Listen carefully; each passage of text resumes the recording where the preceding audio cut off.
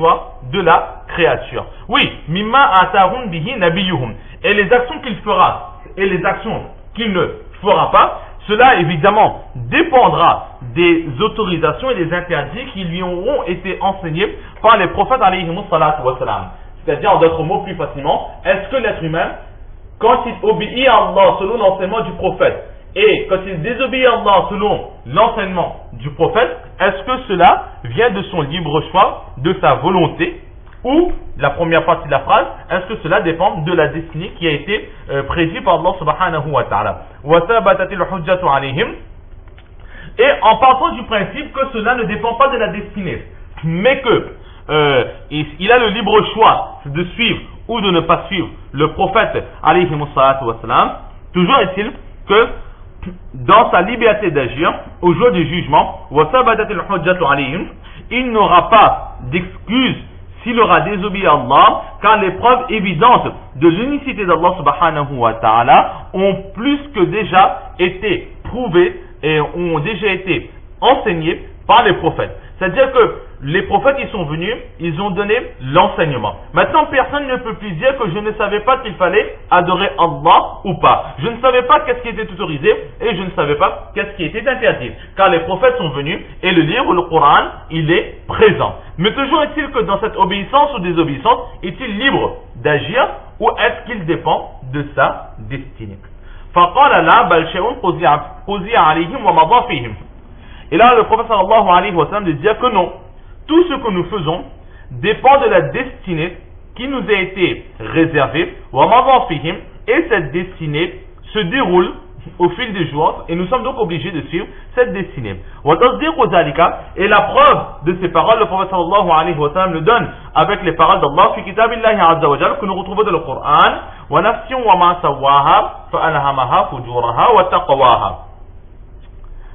Et l'être humain, l'être qu'Allah subhanahu wa ta'ala il a créé. Wama sawaha, et cet être qu'il a parfait, fa'alhamaha fujuraha, alors Allah subhanahu wa ta'ala lui insuffle le péché et aussi il le met dans son cœur cette envie d'aller vers le chemin de la piété. Rapporté par Imam Muslim. Donc voilà le hadith qui nous a été enseigné par Imam Imran ibn Hussein. Alors, dedans, il y a deux choses que nous pouvons voir. Au début de la phrase, nous voyons que il y a là deux termes. Le premier terme, c'est le terme de qada, et le deuxième terme, c'est le terme de min qadarin, les mots qadara, qui sont la racine du mot taqdir, de la destinée. Alors, il y a deux mots. Il y a le terme qada et il y a le terme taqdir. Quelle est la différence? Certaines personnes disent que le qada et le taqdir, ce sont deux mêmes choses. Et d'autres personnes sont d'avis qu'il y a une petite différence entre le taqdir et le qada. Le taqdir, c'est ce qu'Allah subhanahu wa ta'ala il a réservé pour chacun d'entre nous. Et le qada, c'est l'action de l'être humain. En d'autres termes, Imam Mullah al-Qali rahmatullah alayh, il donne un exemple. Il dit que c'est comme exactement un peintre. Avant de peindre son tableau, il a dans son esprit l'image de ce qu'il va reproduire. Alors ce qu'il y a dans son esprit, l'image qu'il voudra reproduire, ça c'est ce qu'on appelle le taqdir, quelque chose qui est déjà là, qui n'est pas encore apparu, qui ne s'est pas encore fait, mais que nous savons que cela va arriver. Et le taqdir, c'est ça, c'est que nous n'avons pas la destinée, c'est que nous n'avons pas encore accompli l'action, mais Allah, lui, il sait déjà ce que nous allons faire. Et le qada, c'est quoi? C'est maintenant que le peintre, il sait ce qu'il va faire, il prend son pinceau et il va commencer à peindre ce qu'il y a dans son esprit, il va mettre en application ce que son cerveau savait qu'il allait faire. Et le qada, c'est aussi ça, c'est ce que Allah sait que ce que nous allons faire, et bien maintenant, le serviteur, dans ses actions de tous les jours, il va pratiquer ce que Allah savait déjà depuis toujours. Voilà la différence entre le taqdir et la destinée. Ou encore, c'est comme l'élève.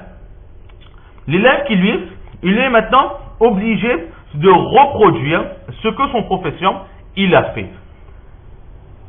Alors, maintenant, l'élève, il est obligé lorsque le professeur lui dira de recopier ce texte ou de refaire ce dessin, il sera obligé de refaire exactement comme son professeur l'aura voulu. Donc, le fait que l'élève est obligé de faire ce que le professeur lui a ordonné, ça c'est le taqdir, qu'Allah il sait ce que nous allons faire. Mais maintenant, tant que l'élève ne fera pas, alors le tableau ne sera pas fait.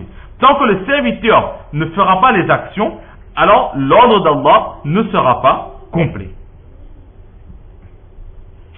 Donc voilà à peu près le hadith, il est très très simple. Donc, Hadith Imran ibn Hussein qui dit que ces deux personnes ont questionné au prophète sallallahu alayhi wa sallam, est-ce que ce que nous faisons, c'est de nous-mêmes, nous avons le libre choix, ou est-ce que cela dépend d'une destinée qui a déjà été prédite par Allah subhanahu wa ta'ala? Et le prophète sallallahu alayhi wa sallam, il dit que non, tout est de la destinée. L'être humain, il n'a pas le libre choix. L'être humain, il dépend de sa destinée, mais comme nous l'avons déjà expliqué dans le hadith précédent, l'être humain, dans chacune des actions, il a quand même le discernement. Il n'est pas entièrement libre de faire ce qu'il veut, il n'est pas non plus dans l'obligation de faire, de se rabattre sur la destinée, qu'à chaque fois qu'il fait quelque chose, il fait un péché ou autre, il dit que non, mais tout compte fait, c'est ma destinée qui est ainsi, je ne peux rien, mais il a le discernement. À chaque fois, il a un choix, il a la possibilité de choisir entre le bien et le mal. Et dans la destinée qui a été écrite par Allah, c'est que Allah, lui, il sait déjà ce que nous allons faire, mais ce n'est pas Allah qui nous oblige à faire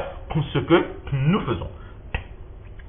Et le prophète sallallahu alayhi wa sallam, il a pour preuve un verset du Coran, wa nafsun wa ma sawaha, et l'être humain, wa ma sawaha, et ce qu'Allah subhanahu wa ta'ala, il a parfait. Alors fa alhamaha, à cet être dans ce cœur, Allah, il insuffle l'envie du péché et l'envie de faire les bonnes actions. C'est-à-dire que ici, le terme fa alhamaha, le insuffler, c'est au passé. C'est le temps du passé qui est employé.